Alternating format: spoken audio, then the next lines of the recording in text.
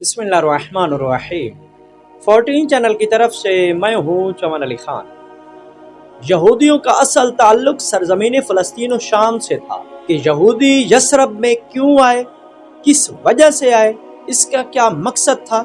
इस हवाले से मैं एक इंतहाई अहम इबारत आपकी समाअतों की नज़र करना चाहता हूँ, लेकिन उससे पहले आप तमाम हजरात से अपील है 14 चैनल को सब्सक्राइब करके, लाइक करके और शेयर करके ममनून फरमाएं। मारूफ ज़माना तफसीर कुरान तफसीर नूरुस्सक़लैन, जिसके उर्दू तर्जुमा की जिल्द अव्वल सफ़ा नंबर 191, 192 और 193 पर सूरह बकरा की आयात की तफसीर के ज़िम्न में तहरीर है कि यहूदियों ने मदीना में रिहाइश क्यों इख्तियार की थी। फिर इस उन्वान के ज़ेल में लिखा हुआ है, हज़रत इमाम जाफ़र सादिक़ अलैहिस्सलाम से मनक़ूल है, आप अलैहिस्सलाम ने फरमाया, यहूदियों ने अपनी किताब में ये लिखा हुआ देखा कि मोहम्मद मुस्तफ़ा सल्लल्लाहु अलैहि वसल्लम अपने वतन से हिजरत करके कोहे ऐर और कोहे ओहद के दरमियान आकर रिहाइश इख्तियार करेंगे। ये पेशीन गोई पढ़ने के बाद उन्होंने आपस में ये मशवरा किया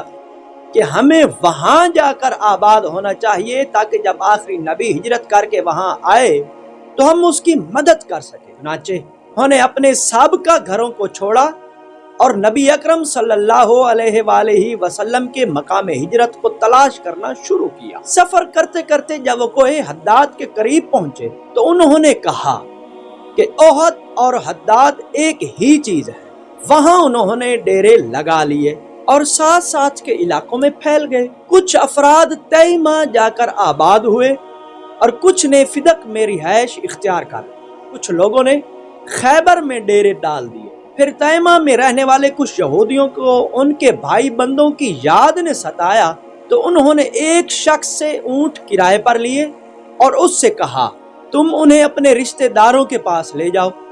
ऊंटों के मालिक ने कहा, मैं तुम्हें ऐर और ओहद के दरमियान से लेकर जाऊंगा। जब यहूदियों ने ये नाम सुने तो उन्होंने कहा, जब तुम वहां पहुंचो तो हमें उस वादी से जरूर आगाह करना। चनाचे जब ऊंटों का मालिक उन्हें लेकर ऐर और ओहद की दरमियानी वादी में पहुंचा तो उसने यहूदियों से कहा, भाई ये रही तुम्हारी वादी, ये देखो, ये कोहे ऐर है और ये कोहे ओहद है। जब यहूदियों ने ये सुना तो उन्होंने कहा कि बस अब तुम हमें उतार दो, अब हम यहाँ से आगे नहीं जाएंगे, हमें हमारी मतलूबा जगह मिल गई है, लिहाजा हमें तुम्हारे ऊँटों की अब जरूरत नहीं रही। इसके बाद ऊँटों का मालिक अपने ऊँटों को लेकर वापस चला गया, जिसके बाद यहूदियों ने वहां रिहाइश इख्तियार कर ली और कुछ दिनों के बाद उन्होंने फिदक और खैबर में मुकीम रिश्तेदारों को खत लिखा कि हमें हमारी मतलूबा जगह मिल गई है, लिहाजा तुम भी हमारे यहाँ आकर आबाद हो जाओ। तो खैबर में रिहाइश पजीर यहूदियों ने उन्हें जवाब में लिखा कि अब हम यहाँ आबाद हो चुके हैं और हमने कारोबार शुरू कर दिया है, वैसे हम तुमसे दूर नहीं हैं। जब वो नबी तुम्हारे पास आ जाएं तो हमें इत्तला दे देना, हम बड़ी तेजी से वहां आ जाएंगे। जो यहूदी मदीना आकर आबाद हुए थे उन्होंने वहां पर कारोबार किया और तिजारत की वजह से उन्होंने बड़ी दौलत कमाई। मलूक हिमयर में से एक मशहूर बादशाह तुब्बा को मालूम हुआ कि यसरब के यहूदी बड़े दौलतमंद हैं, तो उसने उन्हें ताराज करने के लिए उन पर फौज कशी की। जब यहूदियों को तुब्बा की आमद का इल्म हुआ तो वो अपने किलों में चले गए। तुब्बा ने उनके किलों का मुहासरा किया। यहूदियों ने देखा कि तुब्बा के लश्कर में कुछ कमजोर अफराद भी हैं, तो यहूदी रात के वक्त उनके पास खजूरें और जौ लेकर जाते थे। तुब्बा को मालूम हुआ कि यहूदी मेरे साथियों पर शफकत कर रहे, तो उसे भी उन पर तरस आ गया और उसने उनके लिए अमने आम का ऐलान कर दिया। जब यहूदियों ने अमने आम का ऐलान सुना तो उन्होंने अपने किलों के दरवाजे खोल दिए और तुब्बा के पास गए।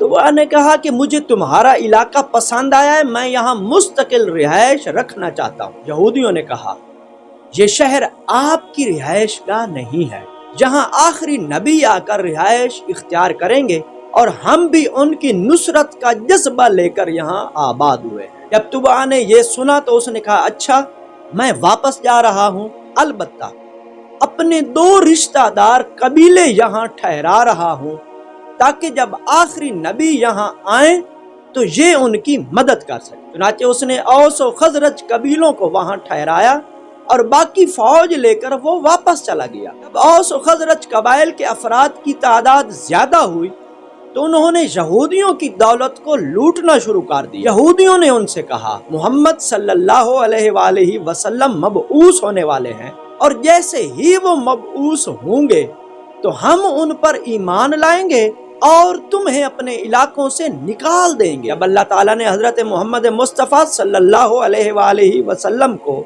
مبعوث کیا تو انصار آپ صلی اللہ علیہ وآلہ وسلم پر ایمان لائے، یعنی اوس و خزرج کے لوگ آپ پر ایمان لائے، اور یہودیوں نے آپ کا انکار کر دیا۔ یہاں پر اس نایاب عبارت کو میں تمام کرتا ہوں۔ امید کرتا ہوں اس نایاب عبارت کی سماعت سے آپ بخوبی سمجھ گئے ہوں گے کہ فلسطین و شام کی سرزمین سے تعلق رکھنے والے یہودی یثرب کس وجہ سے آ کر آباد ہوئے۔